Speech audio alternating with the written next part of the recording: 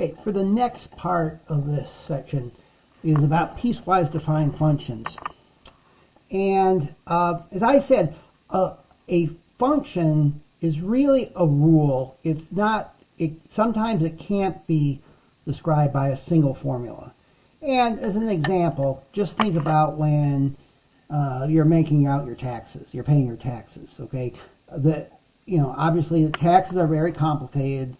They don't have a single equation for every person, right?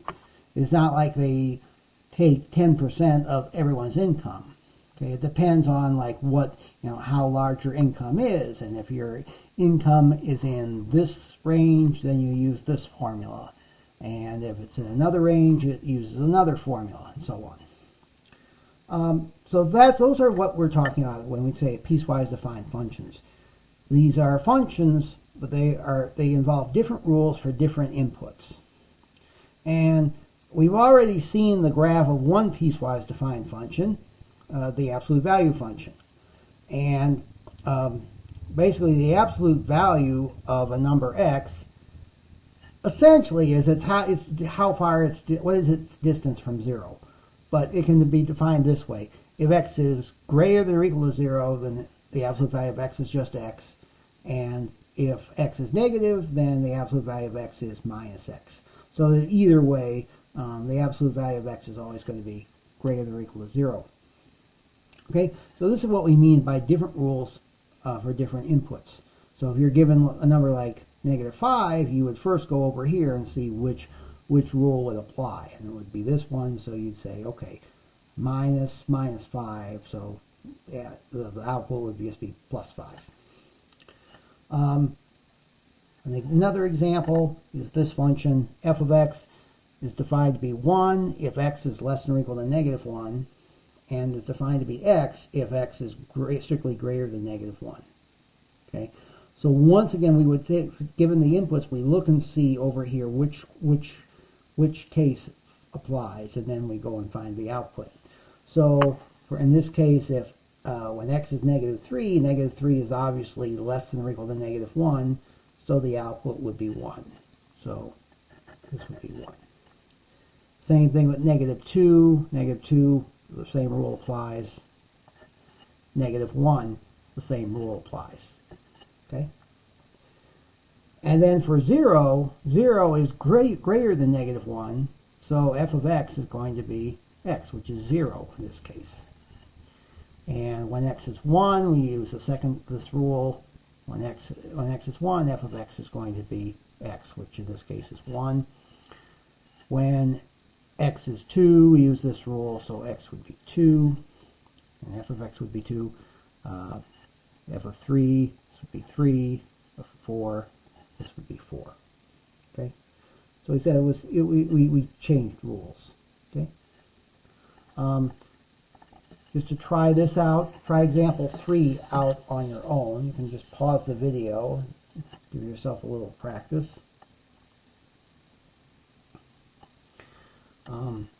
So for -3, -2, and -1, we are using this first rule. So this would be minus 3, which is 3.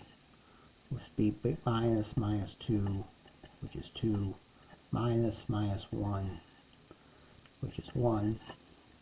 And then when x equals 0, we see the output is 3. Okay? And then when x equals 1 and 2, we're in this situation right here. And so this would be 2 times whatever the input is. So this would be 2 times 1, which is 2. And this would be 2 times 2, which is 4. Incidentally, if I were to ask you what is f of 3, what would it be? Well, 3 doesn't fall into either of these cases, does it? So f of 3, this is undefined, or it does not exist. And in fact, we can see the domain of this function is just all the numbers less than or equal to 2. Okay, because there's no number that's bigger than 2 that's covered by this.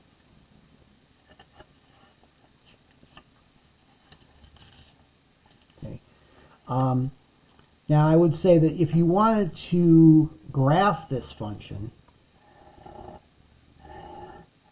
what you could do is plot the corresponding points. So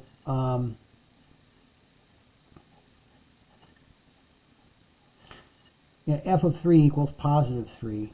So we get that point. So that corresponds to the point negative 3, comma 3.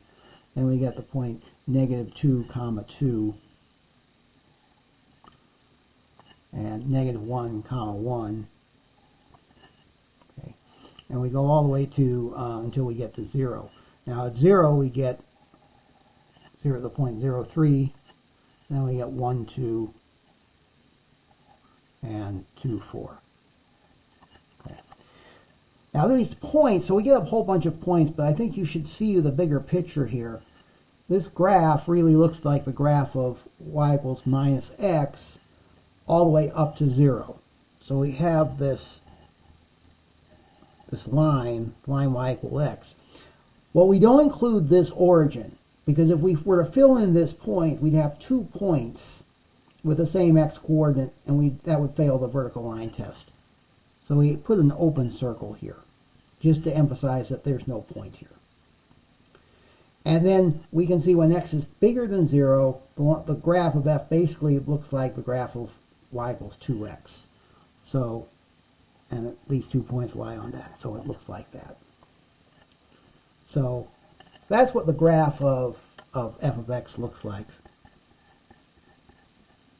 Okay. It's a little funny, and a lot of times you'll see these open circles there. Okay.